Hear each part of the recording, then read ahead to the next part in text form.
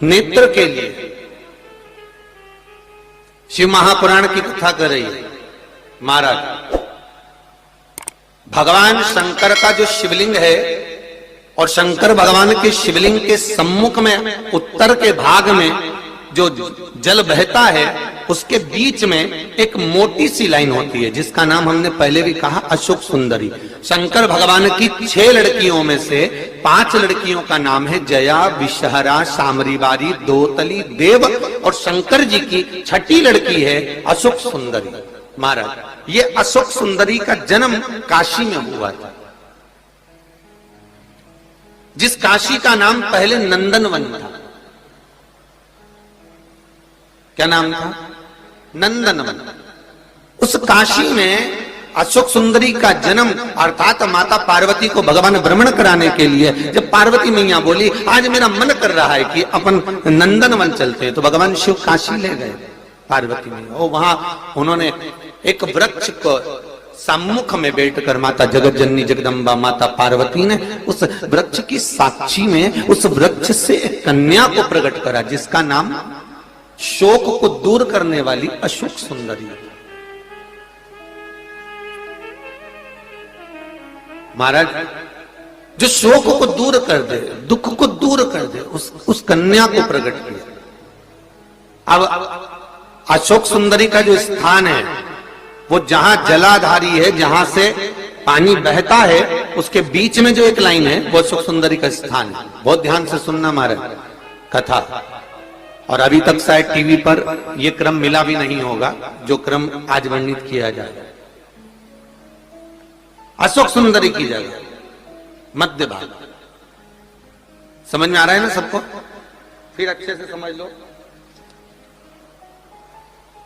ये शिवलिंग, ठीक है, ये जलाधारी जहां से पानी नीचे गिरता है, ये दोनों पूरा गोल भाग, यहां से पानी नीचे जा रहा है, तो इसके बीच में जहां से पानी जाता है उसके बीच में जो स्थान है वो अशोक सुंदरी का स्थान है, शिव जी की बेटी का स्थान। अब शंकर जी की जो बेटी का मध्य भाग में स्थान है अशोक सुंदरी का, वहां पर आपको शहद की 7 बिंदी रखना है।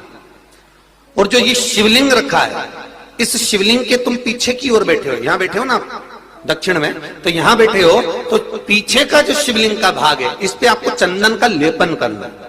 महाराज, शिवलिंग के पीछे के भाग में अर्थात जहां आप बैठे हो पूरे शिवलिंग पर चंदन नहीं लगाना, जहां आप बैठे हो उसके सम्मुख भाग में आपको चंदन का लेपन करना है। महाराज, एक पीला चंदन होता है और एक लाल चंदन होता है। लाल चंदन कभी आप किराने वाले की दुकान पर जाएंगे तो वहां पर आपको लाल चंदन प्राप्त हो जाएगा। आपको जो लेपन करना है वो लाल चंदन का लेपन करना है।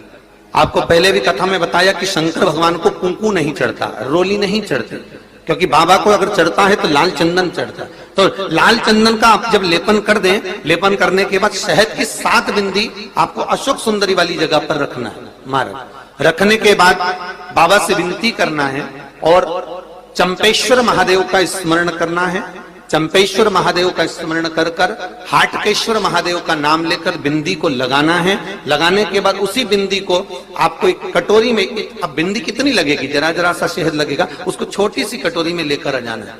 महाराज, उसको लाने के बाद में शाम के समय पर प्रदोष काल के अंतर्गत, प्रदोष काल किसको कहा गया?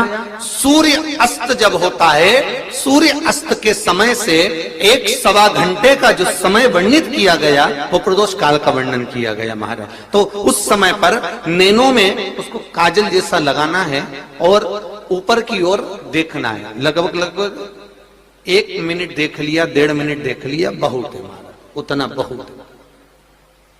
काजल जैसा लगा, एक कटोरी में जो तुमने चंदन लगाया है उस चंदन को निकाल कर लाना है और आंखों के नीचे भाग में उसको समर्पित करना है। महाराज, ये 2-3 चीजों में काम आता है। एक तो नेत्र की ज्योति बढ़ाने के लिए, जो चश्मे वाले नंबर हैं उसको उतारने के लिए। दूसरा, नेत्रों के नीचे जो कालापन आ जाता है उसको मिटाने के लिए इसका प्रयोग किया जाता है। महाराज, तीसरा, इस शहद का प्रयोग नारी के जो रजो धर्म से जुड़ी हुई तकलीफें होती हैं, नारी के रजो धर्म से जुड़ी हुई जो प्रॉब्लम होती है उसमें भी ये शहद काम आता है। महाराज, इस शहद का केवल प्रदोष काल के समय इसको चाट लिया जाता है, तो उससे भी नारी के जो रजोधर्म से जुड़े हुए प्रॉब्लम होती है उसमें भी उसको अंतर जाता है। तो हाटकेश्वर महादेव और दूसरा जम के बोलिए चंपेश्वर महादेव।